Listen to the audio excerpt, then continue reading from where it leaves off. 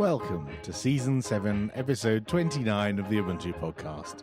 It's Wednesday, 15th of October, and we're going to discuss what's been happening in the news and in the Ubuntu community.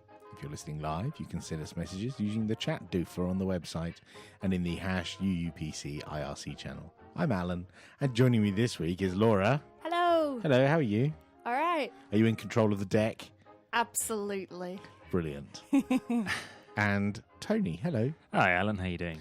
Tickety-boo, how are you? Yeah, not too bad, not too bad. Looking forward to this.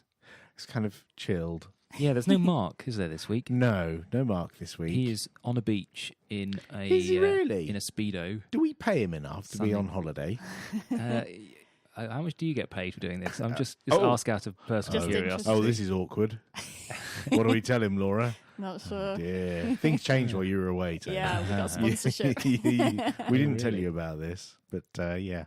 Is that how you've got a new sofa? Yeah. Yeah. Yeah. I decided I'd rather sit on that rather than my iPhone. Fair enough. Oh, I see. Yeah, well done. Call back. Oh, yeah, the bendy iPhones. Oh, dear me. Goodness me. Yeah. So we're doing news and stuff and community stuff. We're probably not going to mention the upcoming event on camp because that's past now.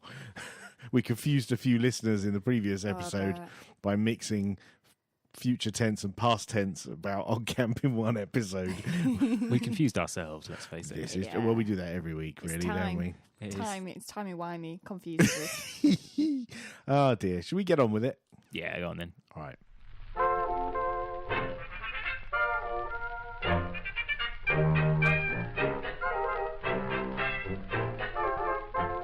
It's time for the news, and Red Hat developer Lennart Pottering has published a rant in which he criticises the open source community for being full of not very nice people. He gives examples of hate sites that have been set up about him, even an assassination attempt. An assassination attempt? Well, it was a Bitcoin fundraiser, like a Kickstarter for death. Well, a Bitcoin fundraiser to get money to hire somebody to kill him. it was one line in an IRC channel. Someone saying we should raise money to hire a hitman using Bitcoin, which I do not condone. Yeah. Not very nice. No, that's not a nice and pleasant way to engage with developers and community members. No. I agree. So this is interesting, and it was kind of eye-opening to see because I think a lot of people had a similar reaction when they saw this. Wait, what? Lennart is having a go at everyone else. It seemed a little bit strange that. Why do you say that? Well, some people have been on the receiving end of Lennart's rants in the past, and some would argue that actually Lennart is the source of some of the problems in the Linux community. And he addresses that in his post and says, in the past, I'm an old man now, and when I was younger, I was a bit of an idiot, and now I'm all grown up. I don't do that anymore, kind of thing. I've got sympathy with that. Yeah, I mean, that's the case for, many people. Everybody. When you think back to activities you did when you were younger and get embarrassed and regretful. Cheers. No, I'm talking about you, Tony, not me. Oh, okay. I'm Right. not talking in the first person. So yeah, it's an interesting read, and he turned off comments on it, rightfully so, because it would have just turned into a hate fest, I'm sure. Surely the point is that nobody should have to put up with these sort of things. And Well, exactly, and the internet does tend to bring out the worst in everyone, really, including people who would normally give reasoned arguments why they dislike a particular piece of software, or reasoned argument why they don't want to use a particular desktop or component or something. But there's something about the internet that brings out the worst in people who ordinarily you could have a beer and a chat with in meet space and not have a problem with.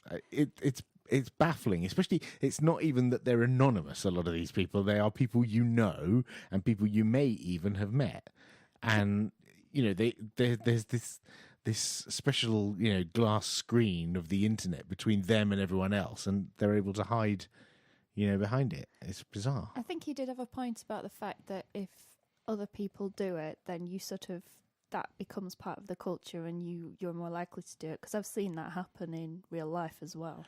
Right, and he has a point. I mean, he raises the issue of Linus Torvalds and his, should we call it management style? Sorry, nearly spilt your tea there. And that's been addressed before. Sarah, I think the Intel developer who raised this issue that we've talked about in the past about Linus's style, and it was also raised recently at DebConf when I think it was Ian Jackson asked Linus a question about the way that he deals with people and how it's not productive and not conducive to a good working atmosphere. But Linus has his reasons for that. Whether the world can continue allowing that to happen, given he is the dictator for life of Linux, basically.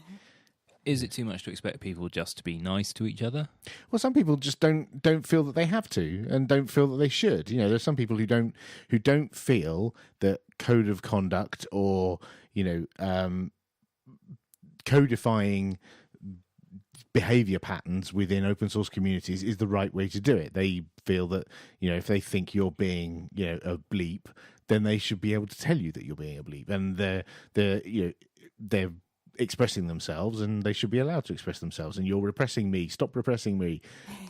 So the answer is yes. It is too much to expect people just to be nice to each other. It is too much to expect everyone to behave in exactly the same way. Yes, unless you live in North Korea or China. Basically. No? See, it's a freedom of speech thing to be able to say to somebody, we're going to get a campaign together to kill you. Well, I think there is, there are degrees. There's reasoned discussion, and I think it's reasonable for someone to call Linus out for his behaviour. I think that's perfectly reasonable. No, I don't think it's reasonable for people to set up hate websites about an individual person based on the work that they do, the software that they've given the world. No, I don't think that's reasonable. But I think it's okay for people to have free speech, of course, but there's a difference between if somebody's being a real idiot and telling them they're an idiot, and there are all good and bad ways of doing that. Of course, but there's a difference between that and then threatening their livelihood, their family, their life. Right. We've talked about this before with the Gamergate stuff. Yeah, we lost a listener over that. Yes, never mind. Yeah. Moving on, Adobe's ebook software, the catchily titled Digital Editions, has been criticised for not only breaching user privacy, but doing so in a really insecure way. According to the EFF, the software tracks every document readers add to their local library and tracks what happens with those files, and then sends those logs back to the mothership over the internet in the clear. Well, as I've said before, it doesn't bother me because I don't read any books. Oh, yeah. Well, although, there are PDFs that I might open that I might be thinking about it. I might not want corporation to know that I've opened. Do you have Adobe's ebook software, the catchily entitled Digital Editions? I happen to not have it installed, no, so I am unaffected by this issue. But if I walked up to someone else's machine, say, for example, if I was in a cafe using a kiosk computer, they may well have the default application opening PDF files to be one of these insecure, dangerous pieces of nefarious monitoring software. And I might not know that until I click the open this PDF button and the file opens. And one of the things it says in the article is it's not just the specific books, it's actually supposedly, and I think Adobe rejects this, but they say that it's scanning all your library. So, right. So whether you open them or not, the fact that I may have downloaded a lockpicker's guide PDF and the terrorist guide to making bombs or something. Yeah, well, that's sort of the implication. I think Adobe said that isn't the case, but the article was saying that, it's just scanning everything. So if you've self-published, presumably meaning you don't have DRM on it, and that's been scanned as well. Yeah, so it's another example of the downside of ebooks over good old-fashioned paper books. Well, yeah, I guess. I guess it depends. I mean, it's always way before ebooks ever came about. It was well thought that security services would monitor for patterns in book purchasing and book borrowing from libraries. Oh, really? Yeah, certain patterns of anarchic behavior plus weaponizing penguins or whatever, and plus this book and that book equals almost certainly, a bomber of some kind. This is like wild speculation, but it was always thought well before ebooks came about that was going on. Crime novels were based on being able to search people's patterns of reading in the library. Oh, really? Crime novels, as in books? Yeah, sorry. Yeah. Okay. It's a bit confusing. Yeah, so is the easy way to just set up a firewall rule that doesn't ever talk to Adobe's servers? Is that the quick and dirty fix? That's I the guess. easy way, is it? Well, an easy way for those of us who like reading strange books. I don't know. Just a guess. Okay. Moving on. And NVIDIA users can sleep more soundly in their beds with the news that they will support both Mr. and sorry, I'm having to read this from a distance. Mia and Wayland in future. Yeah, there was a big brouhaha, when the whole Wayland and Mia controversy kicked off a year or two ago. Has it been that long? That you'll never get buy-in from the big GPU vendors. They'll never write drivers for you. Ha! And it's good to see that actually, if we just keep plugging away and writing this software, that these manufacturers of proprietary products might just make their drivers for our software. That's quite cool. They haven't released anything yet, though, have they? No, this is like forward planning and letting everyone know what they're assigning developers to work on over the coming months and years. And I think it's good that gives confidence to both Wayland and Mia camps. To be able to say, okay, well, if they're going to be, creating drivers for our platform, then, that gives us some confidence that we're going in the right direction. Because, if companies like NVIDIA said, no, we don't think this is worth doing, let's stick with Xorg, then that's a bit of a problem. And, there may be rethinks required for architectural decisions that have been made in Wayland a bit, but that seems to be not the case. It seems everything's okay, and look forward to new drivers from them. Is it the same for AMD as well? Not sure. I think AMD are making changes to the way they architect their driver. I think they're doing some like open source platform bottom foundation. That's the word, and then build upon that with either an open source driver or a proprietary driver. You heard it here first, folks. AMD's open source bottom. Well, indeed. Yes. Excellent. The CEO of Microsoft, Satya Nadella, rocked up to the Grace Hopper celebration of women in computing on Thursday and told the largely female audience that they shouldn't ask for a raise in order to address the female-male pay gap. Good work, that man. Yeah, he went down really well with the crowd, apparently. Yeah, I think his logic was that you just have to trust in the system. And although it seems unfair in the short term, in the long term it all works out. And the reason is that women who don't ask for a rise are perceived better, and therefore in the long term they'll be rewarded for it. You good subservient woman, you good subservient woman, you guys. Yeah, you keep quiet, you'll get your reward. Yeah. Really? Yeah. Wow. Whereas the culture for men presumably therefore is to negotiate reasonably aggressively on pay and get some reward as a result of it. Though there is a point in the thing about not wanting to ask, because there was another article that was in the related articles about the fact that women tend to get perceived as being aggressive where men will be perceived as assertive and all that kind of thing. But that still doesn't lead to his conclusion. Logically. Was that the whole stop using the word bossy campaign? That sort of thing. That kind of thing, right. Yeah, he later retracted this on Twitter, I believe. In a letter and... Right. Sign writing in the sky with a plane. Right, much. Okay. Yeah. Yes. For possibly a social faux pas. He picked a really good location for it in order to maximise the impact. It was a question from somebody on stage with him at the time, asking sort of for a tip or something, and that was his answer. Right, with a predominantly female audience. Yeah. Good work, that man. I think he was trying to be positive. Right, but no one can quite figure out logically how that works. Yeah. Awesome, good work.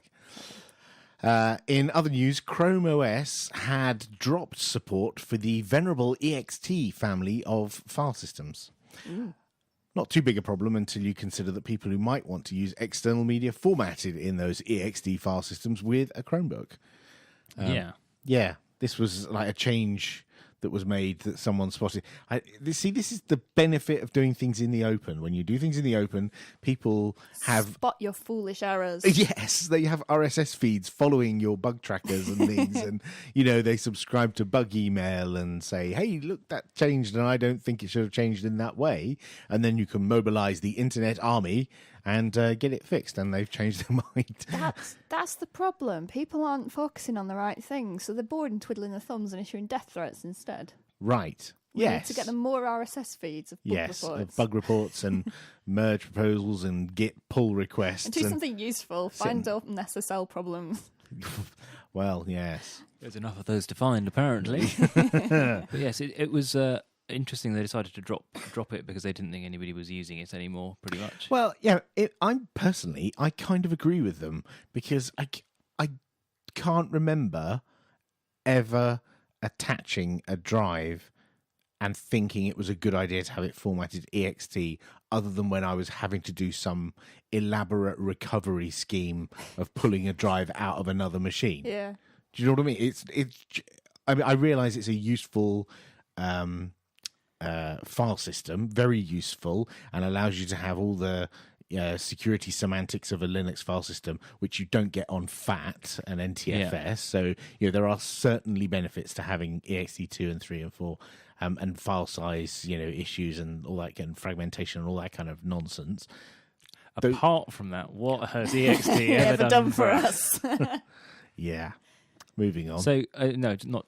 Sorry, all right. Sorry, I was just halfway through that thought. Oh, okay. So, obviously, USB sticks and things tend to be FAT formatted, but if you've got an external hard disk drive that's anything over a couple of gig in size, you're probably going to have it formatted using a proper quote-unquote file system. And typically a Chromebook, which doesn't have a lot of local storage, you might well do that. Yeah. If you've got an external hard drive that's full of all your photos or something, you might do that, but then you kind of detract from the whole point of having a Chromebook that you throw everything in the cloud. In the crowd. Okay. You may now move on. Thanks, mate. It's your turn. A Kickstarter for a project called Anonybox has been pledged over 70 times its target. By plugging your device into the box, all traffic is automatically routed over Tor, the onion router. Or router, as our friends over the pond say.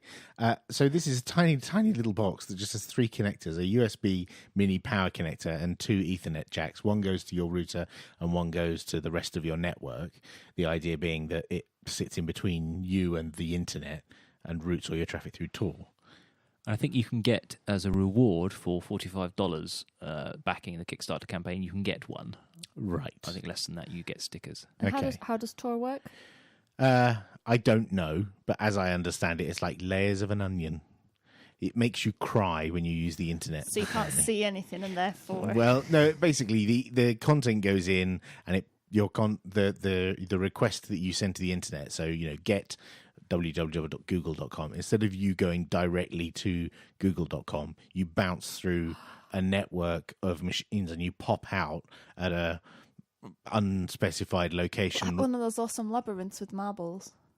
Yes, exactly like that. And you pop up on a Tor exit node, as they're called. I've heard of those. And then from there, go to your destination, Google, and then your response comes back the other way through the onion router and or router. Let's call the whole thing off. And then the idea being it anonymizes the internet. And this is very popular in places where there is internet filtering and where there is internet monitoring by unstable governments and unsavory governments, and journalists like to use it as well. So it looks like quite a neat idea as a plug and play how to get anonymity. It's had a bit of criticism though. Yeah, because someone noted that the prototypes that they've shown in the Kickstarter campaign can easily be bought already on popular Chinese eBay like Alibaba. Oh, right. Okay. Yeah, for much less than the $45 that you'd have to back to get this thing. More like $20. Nearer $20. So some people are, crying foul that this thing is actually not all it's cracked up to be. But the guy who created the Anonybox Kickstarter campaign did a Reddit AMA where he tried to dispel some of these myths, but not enough for some people. So this story seems to be running, and possibly by the time you listen to this, if you're not listening live, either the Kickstarter campaign will be pulled or it will carry on and there will be more or less clarity. We don't quite know yet, but it's certainly worth watching. Yeah, it's an interesting project either way. Yeah, it looks like a really cool little box. Yeah, and if you are concerned about privacy, easy to transport with you. There are some issues with it, like if you put it on your network, what happens about location-based services that you actually do want to know where you are, like you wanted to watch iPlayer or Hulu or something like that. How would you use those kind of things? So, but I'm sure all those kind of issues will be ironed out. But keep an eye on that one. Anonybox. And Google have revealed details of a vulnerability in SSL version 3, which allows attackers to decipher network traffic. Although SSL is old and deprecated, it's still commonly used as a fallback on websites. I should say SSL version 3 is still old and deprecated. Apologies. Oh, yes. Yeah. Super. More updates coming out, I guess, and more websites being fixed and changed. But that one's not specifically about the, say, OpenSSL implementation, which is what the other problem was about. Pass. I think it's about the protocol, so I'm assuming that means it's in the actual spec that's iffy rather than the code. Right. Oh, yes, it's generally just don't use SSL version 3 anymore. What version? You can turn it off in version 3. You can turn it off in browser supports, usually in the options somewhere, and website hosters can stop their web server from falling back to version 3 as well. Right. So the quickie is not, you don't necessarily need to patch anything. You just switch off support for it at either end, and then you're safe because you will never request SSL version 3 and the server will never respond, but it's that as an exactly. Option. So right. Presumably if it can't negotiate a higher security protocol, it just fails at some point. Right. So what should it be using? Newer version. Which is? Newer than version 3. Yeah. So I saw in the article something about TLS, and I know in my email settings it always says /TLS. I don't know what TLS is. You start to get into things. Sometimes you'll use one protocol for doing the authentication piece and then another protocol for the tunneling and things. Okay. So one for handshaking and one for transferring data. It starts to get a bit more complicated than I can readily explain here. Or anywhere else, really. Yeah, true. And finally, in news, alongside the release of Android 5 Lollipop, Google have announced 3 new devices. The Nexus 6 from Motorola is a Quad HD. That's a 4K display phone. In 6 inches, I'm guessing? In 6 inches. Well done, you. The Nexus 9 is an 9 HTC... Oh, you're ahead of me here. HTC tablet. And the Nexus Player is... Oh. There you go. It's made by Asus, and it's running the first release of Android TV as a kind of set-top box, Chromecast-like, Apple TV-like kind of thing that sits under the telly. Wonder if it's better than TiVo. Well, we'll have to wait and see. Okay. Well, I think that's all we've got time for in the... What? I think we have some gaming news. You sure? You sure we got time for Very. gaming news? Alan, anything? Right, okay. Yeah, so there is some gaming news. As everybody will be aware already, having listened into this, the Unity 3D games, so games available within Unity 3D, they phone home with details of your hardware and software. Oh, so for statistical purposes, I guess. Not like Adobe. Not like, well, I'm sure Adobe might argue it's for statistical purposes as well. But yes, so Linux seems to be pretty low on the stats, which is 0.1% of Unity 3D games.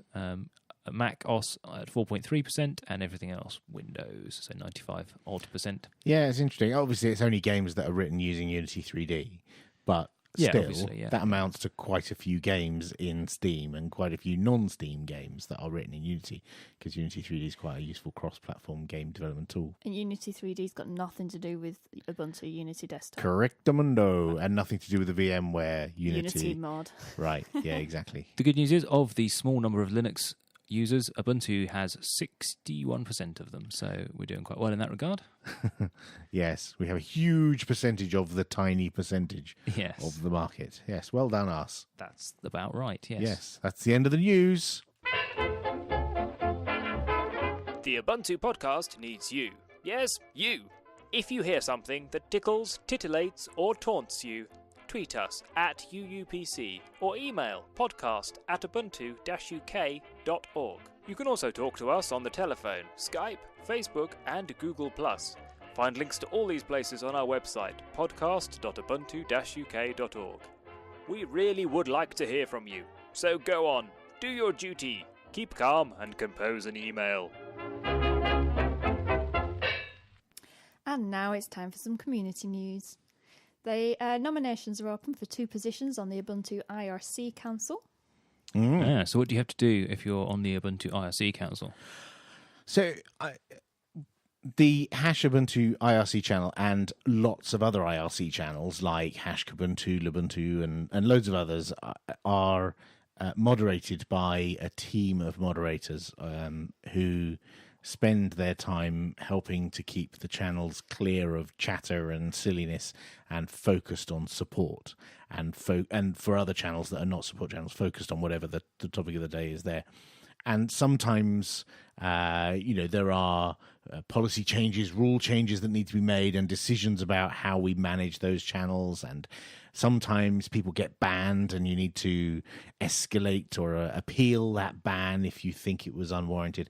And this is where the IRC Council comes in. They help mediate those kind of problems, and they also do forward planning of how IRC channels are going to be managed, that kind of stuff. So, yeah, anything related to the use of the Hash Ubuntu -anything IRC channels is dealt with by the IRC Council. There was a time a few years ago when the IRC Council was sort of formed because there were lots of issues with the IRC channels and behaviour in them. Is that still the case?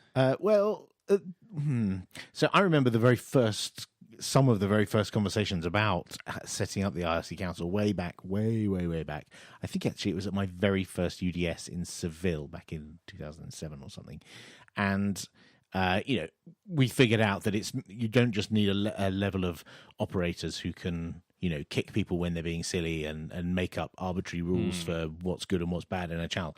You also need a level of escalation so that you can say, well, this person kicked me, this other person is a friend of theirs, I don't trust them to be able to arbitrate between me and them, because these are all a close-knit bunch of friends. So let's have a council who can arbitrate those kind of issues. And it happens surprisingly often. And there are also, some people who just spend way too much of their life trolling IRC channels. The people who've been doing it for years and years and keep coming back to the Freenode IRC channels. It's unfathomable, but you see, there's some people who seem to make it their life's work. So, yeah, you too could be on the IRC Council and help deal with these lunatics. And it's apparently a lot of fun and really rewarding, and it goes on your CV. Awesome. Yeah, interestingly, it's Alan Bell who's one of the two people who've stepped down in the last couple of years from the IRC channel, hence creating these vacancies. So Alan's a friend of the show, I believe. Yes, I believe. Well, I believe he would describe himself as a friend of the show. Yeah, I'm sure He's would. been on the show. He has Yes. been a guest presenter in the So, past. Yeah. all the details are on the fridge. If you go to fridge.ubuntu.com, you can see the details about what the qualifying requirements are to be in the IRC Council. Cool. Okay, and Will Cook, the new desktop team manager at Canonical, has written a blog post about Unity 8. Yes, which has bizarrely been posted on Michael Hall's blog. I think that was just to get it out to wider adoption, because I don't think Will's blog is on Planet Ubuntu, so he wanted to get wider adoption, wider viewership of this article. It's about the future of the desktop and apps on the desktop. So what version of Ubuntu Unity are we on at the moment? So it's Unity 7 in 14.04 and 14.10. Okay. And Unity 8 is what's on the phone. And Unity 8 will come to the desktop in the That's the hand-wavy convergence one. future. Yeah, that's the convergence one, the new one. There's a preview available now for the desktop, isn't yes, there? there is. Unity Next ISO, which you can download and boot off of a USB stick so as not to damage your install, and lets you see what Unity 8 looks like. It's not finished. It's a preview, you know. Some people have been pointing out that, you know, certain design elements don't look right on the desktop. You're absolutely right, because the design team haven't spent a huge amount of time focused on Unity 8 on the desktop. They've mostly been focused on the phone and tablet at the moment, but that's what's coming in this next 2 cycles between now and 2016. So there are some new things in the Ubuntu desktop that Unity 8 will introduce. One of them is application isolation. Yeah. So tell us a bit about that, please. So application isolation is done with AppArmor, and it enables you to install an application and be sure that that app can't stomp all over the data for another app. So it's so that, you know, on the phone we use it already, so that an app that you install can't go and read your contacts or make phone calls or go and get all of your photos and upload them to a nefarious place or anything like that. And that's what we're going to put on the desktop. The traditional Unix desktop hasn't been like that. You know, you install a program, it has carte blanche over any file that you have permissions over. It runs as you. As you, Yeah. exactly. Rather than, Yeah, whereas this runs as you, but in a confined silo. With only a limited set of permissions, like, you know, can it connect to the network? Can it play audio? Can it go and find out your location from the GPS? You know, that kind of stuff. So when you install an app on your Android or iPhone, it asks if you want to give the application those sort of permissions. So it's a similar... Well, it does on Android, it doesn't on iPhone. Does it not? Okay, no. I don't use an iPhone. So it's a similar metaphor for the desktop then? No. So on click packages don't smack you in the face when you first install them like they do on Android. What click packages do is there's a manifest that determines what policy it needs. So it needs to connect to the network, for example, or needs location. But at the point when it tries to do something like go and get your location, you'll get a pop-up. So and you can deny it. So you could install a map application, but actually not let it find out where you are. So you could just use it as a map. And I think, and while that could be a bit annoying at the beginning when you've got a fresh install, I can see how it's a lot easier to understand what these permissions are that you're agreeing to or not. Because on Android, it really annoys me that they present you with them at the beginning and you either say, yes, I'll have them all, or no. You don't get the app. And you're already halfway through installing because you want that app. Yeah, exactly. That's exactly one of the motivations behind it, is to make it granular so that you can, you know, individually say, well, yeah, I want that mapping application to be able to get to the internet so it can download the tiles for the map. But no, I don't want it to know my location because all I want to do is look at the map. I don't want it to know where I am. And that's a reasonable, and so those are the kinds of things that confinement gives us, and you'll get in later versions of Unity 8, but that's over the next year or so. Sounds very cool. And finally, what have we got? The Ubuntu forums have launched a forum for people to talk about other OSs and distributions. Oh, interesting. Yeah, so if you want to talk about Red Hat, you can go to the Ubuntu forums. Sweet. Or even Windows. There's an option for that as well. Excellent. I think they had originally, a while ago, had some of these forums as well, but they closed them down due to lack of time to moderate them. I can't imagine why they would need to moderate those. So somebody's clearly got some time on their hands and has stepped up and is going to moderate them. Sweet. No events, end of the community news.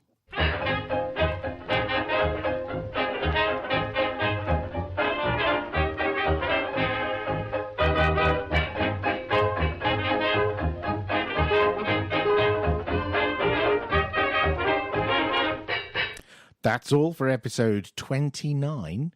We'll be back next week when we'll be discussing stuff and things. Yes. About Mark's blog post. Yeah. About OggCamp. Yes. A retrospective of OggCamp and some of the things that were brought up about OggCamp. You can tell we've planned this and we really do know. Yeah. We're not going to make it up as we go along at all. No. Well, if you're listening live, stay tuned and you'll find out. Maybe we'll replace it with an interview in the show that goes out. Yeah, like last time. Yeah. Thanks for listening. See you next time. See you next time. Bye-bye. Bye.